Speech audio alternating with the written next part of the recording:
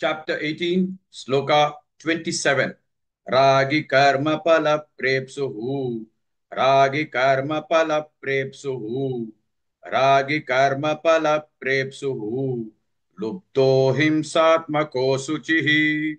Lupto himsatmako suchihi. Lupto himsatmako suchihi. Ragi karma pala prepsuhu.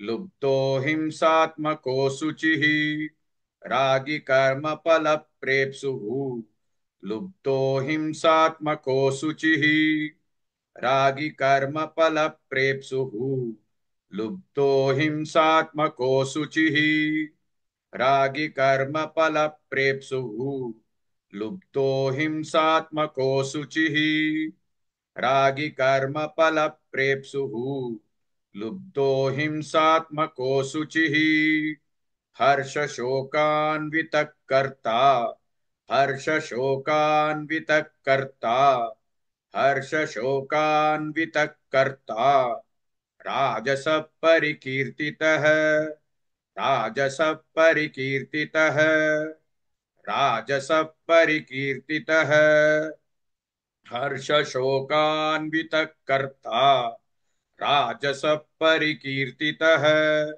हर्ष शोकान्वितः कर्ता राजस परिकीर्तितः हर्ष शोकान्वितः कर्ता राजस परिकीर्तितः हर्ष शोकान्वितः कर्ता राजस परिकीर्तितः हर्ष शोकान्वितः कर्ता राजस परिकीर्तितः रागी कर्म फल प्रेप्सुः लुब्धो हिंसात्मको शुचिः हर्ष शोकान्वितः कर्ता राजस परिकीर्तितः.